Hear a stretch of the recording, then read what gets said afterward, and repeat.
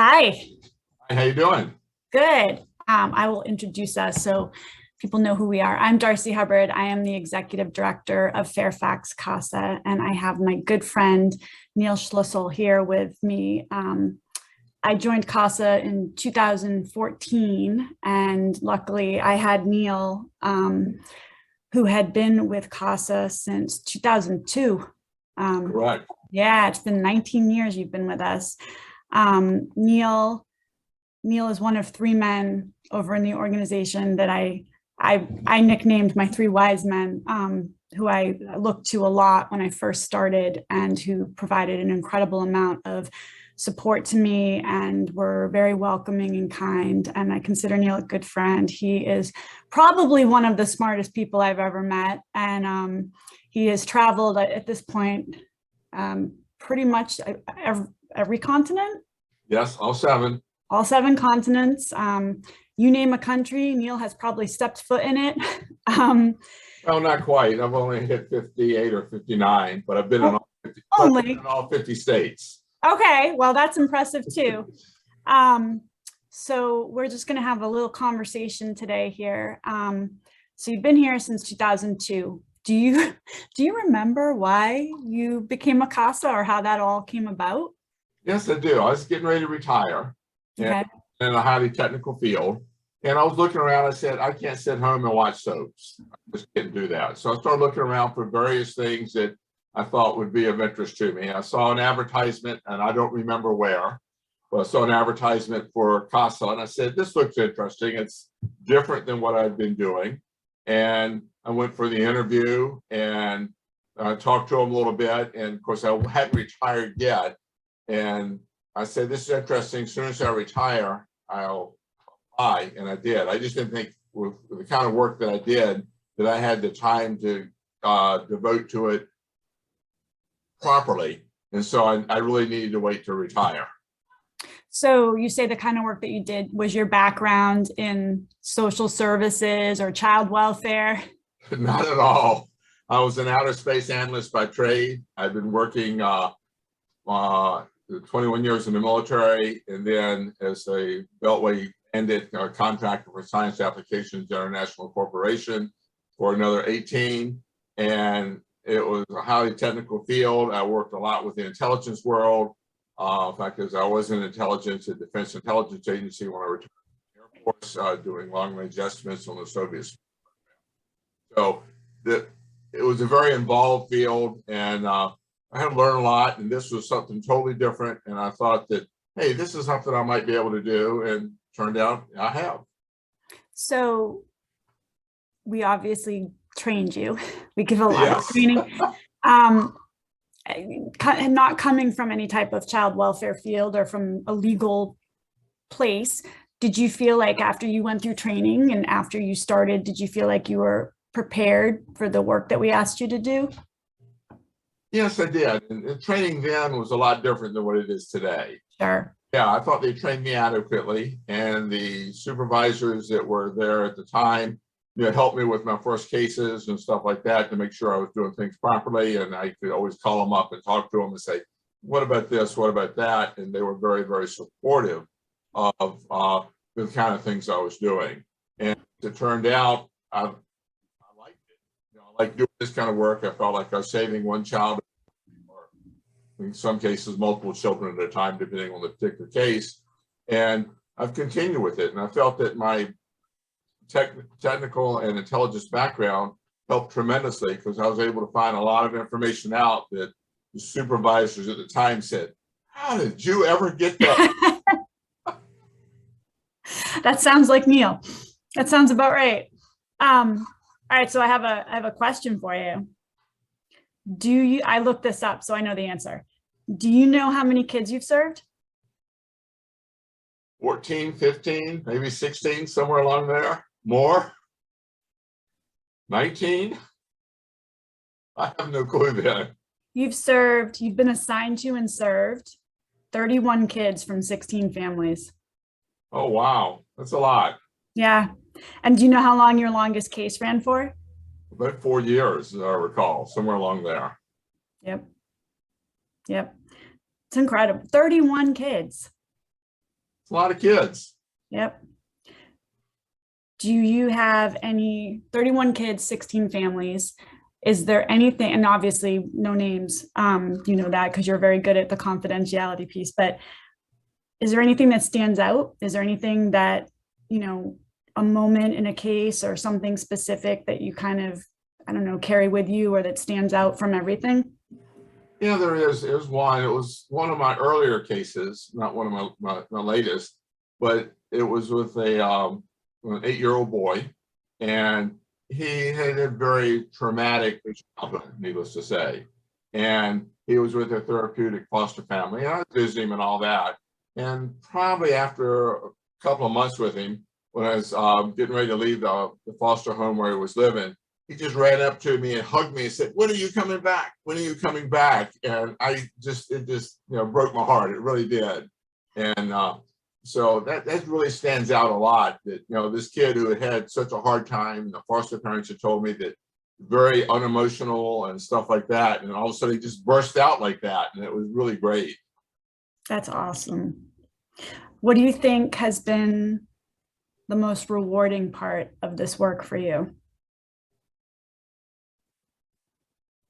Helping kids get back to somewhat of a normal life as best as they can.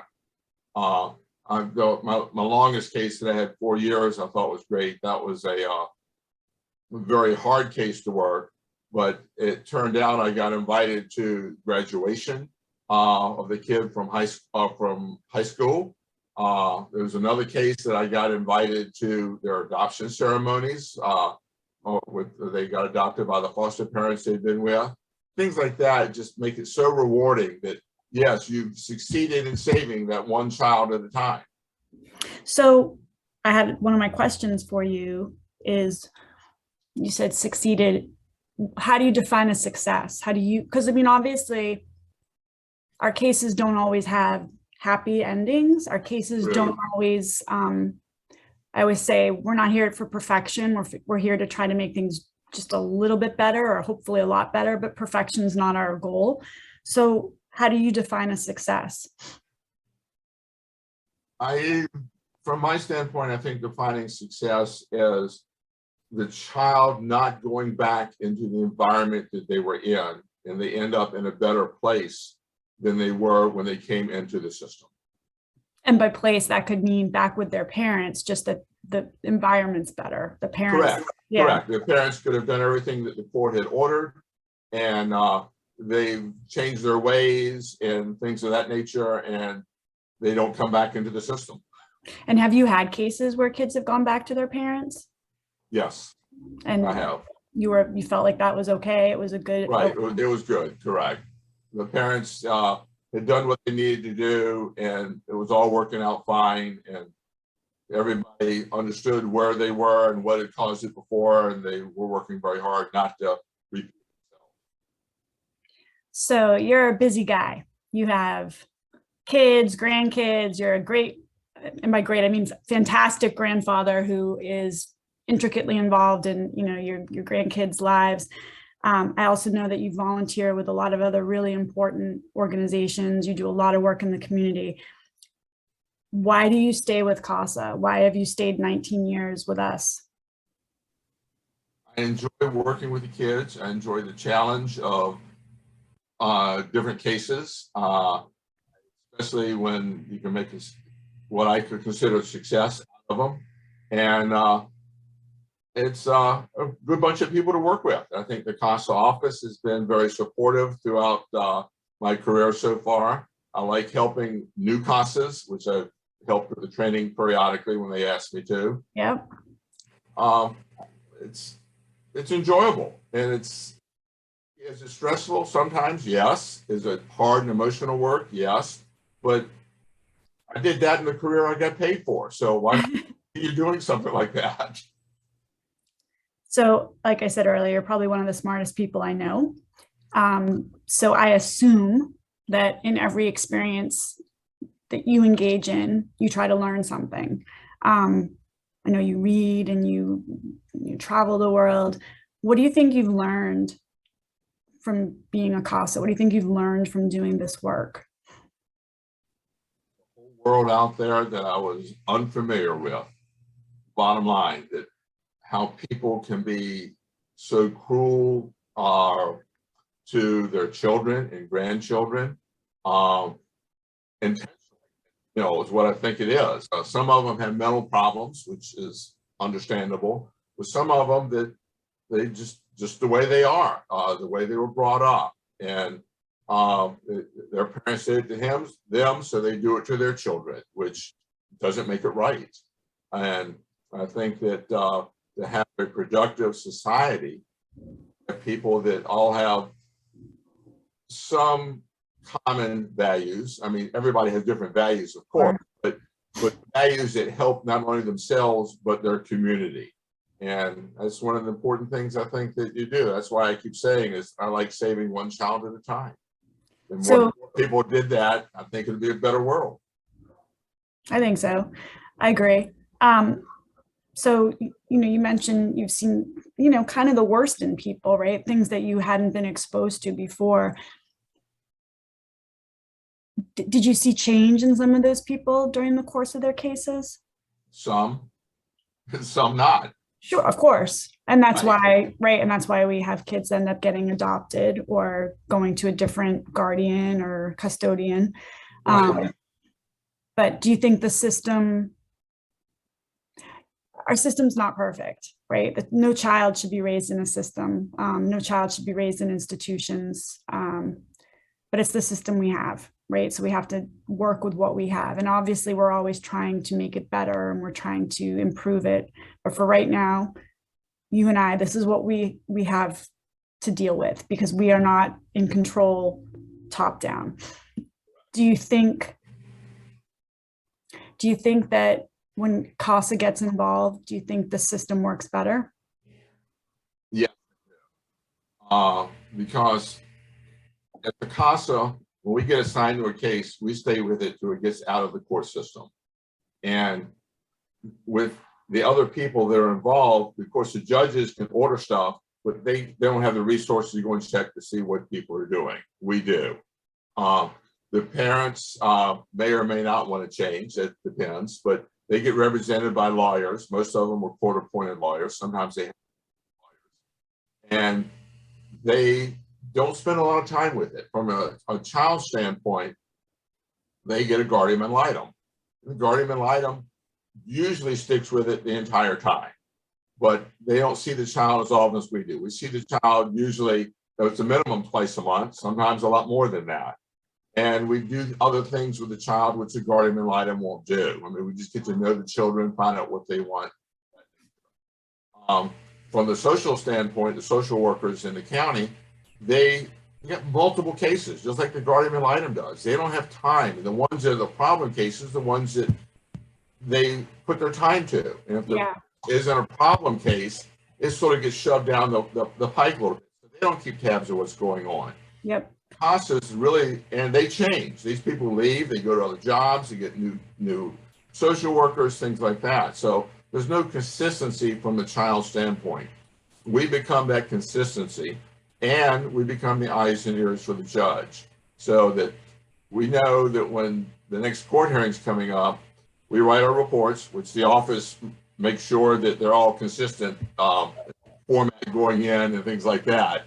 And we only state the facts. We say, here's what the judge has ordered. We tell the judge what's going on, remind the judge why it was there, into the court system when I say there, and what's happening in not only the child's life, but in the other people involved in the child's life. That could be the parents, the guardians, the grandparents, depending on the particular case.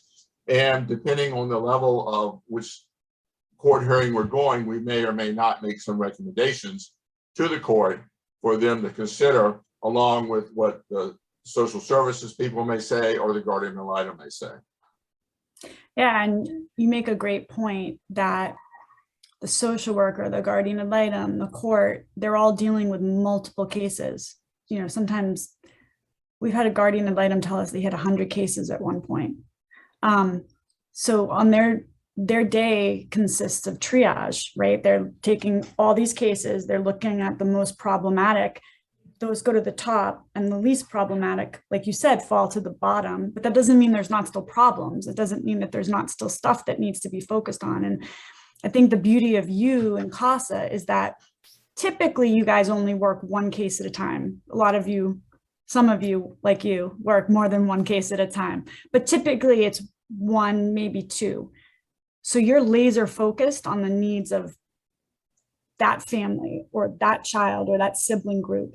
And so while everybody else is triaging all of their cases, there's one person who is absolutely laser focused and dedicated to that family and those children, and kind of going, hello, remember, I know they're not problematic, but they still have needs. And Right.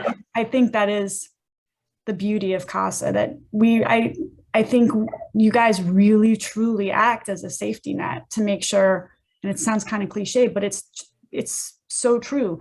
You guys make sure no child slips through the cracks of that child welfare system. And, you know, you see the headlines all the time in other places.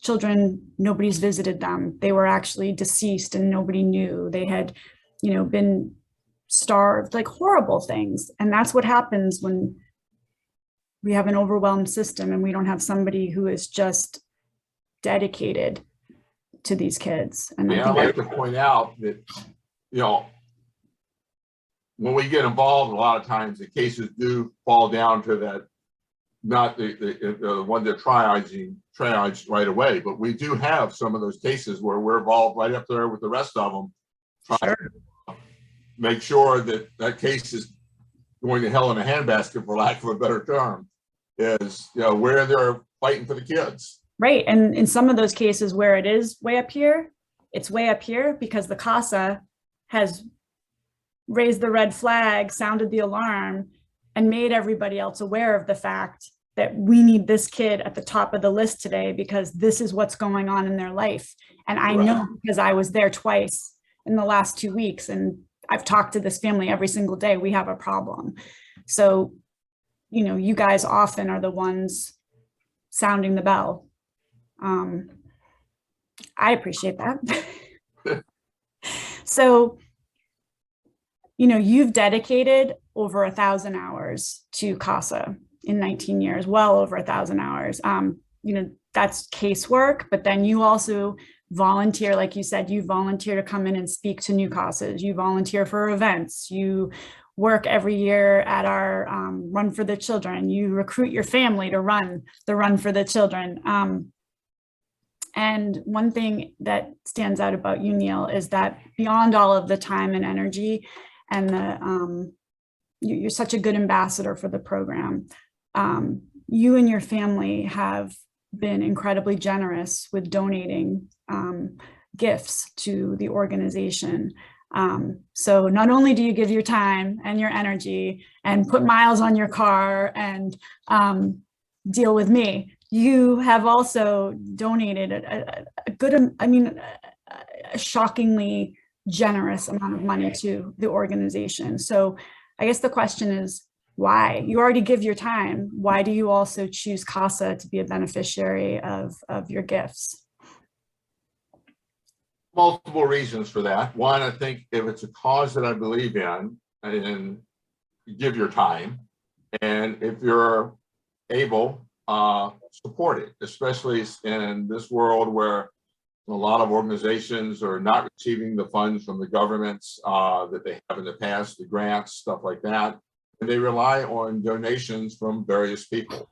And my family and I, we talked about it. We do support not only CASA, it's our main person that we support because I believe in it so much. Because as I go back to my theory, helping one child at a time to make the world better, and that's what goes on. And so when we sit down and determine how we're going to make distributions for the year, CASA is always, nobody argues with CASA, not one iota. We do discuss some other people and other organizations, well, maybe not, or this one, we like this one better than that one. And we do check out the various 990s and all those sort of things that go on with the places that we donate to.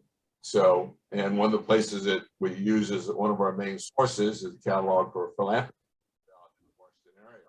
And I So Fairfax CASA has been in it multiple times, but that's not the reason I give, because it is a good organization. It's run very efficiently. It's run on a shoestring budget, for lack of a better term.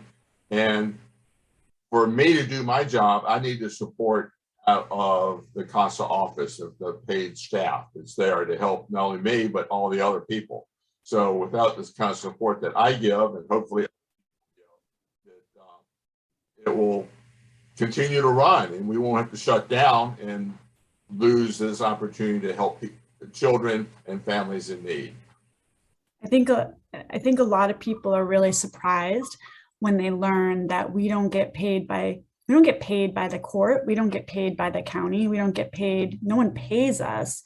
100% of our budget comes from grants, competitive grants, foundation donations, fundraising events, and donations from individuals like you and your family. And you know, we're very lucky that we have received grants from the county and the city of Fairfax and from the state, but those are never a guarantee.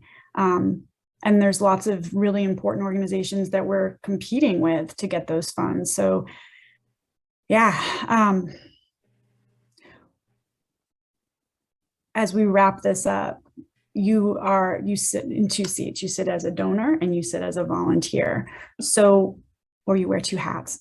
Why, what would you want people to know about volunteering and about if they're making some choices this annual giving season about Fairfax CASA as a donor? Going back to my theme, which I've mentioned multiple times, is saving one child at a time. I think is very important because it makes our world a place. But there are lots of children who need our kind of support. It's just not we don't provide financial support to any of the children. We're really providing that emotional support and making sure that they have a healthy life, that they can grow up to be productive. So from a volunteer standpoint, if you're looking to do something very worthwhile, of course, look out for the future is always worthwhile to make it a better place. From a financial standpoint, I think that this work doesn't come cheap. It really doesn't. There's a lot of things that have to go on that we need to do to help the children. And of course, in the county and other organizations provide the services to the family. But unless they are aware of these services, they'll never happen. So by supporting CASA in multiple ways, I think that it turns out that it's very emotionally supportive to me. I think to other people, and I think that for the most part, the children and most of the families appreciate what we're trying to do to keep their families together. Because I don't think there's many parents out there that really, I don't want this kid anymore. I want to get rid of them. And so, but they don't have the skills to do things, and they need to take a break from parenting for a little while, especially for the cases that go to foster care. But even the protective order ones, that you need to look at that and say, what can we do that ensure they're successful in raising their kids? And I think that's an important fact. I mean, I've been very fortunate that I didn't have any of those problems, but you know, my world got enlightened 20 years ago when I discovered what CASA does and what really goes on in parts of the world that I just hadn't been aware of. Well, I'm grateful that you are part of CASA. I'm grateful that you were there on my first day and that you're still here. Thank you for spending time with me this morning and doing this. No problem. I enjoyed it, and I'll keep working until I can. So, well, I'm going to hold you to that. Thanks, Neil.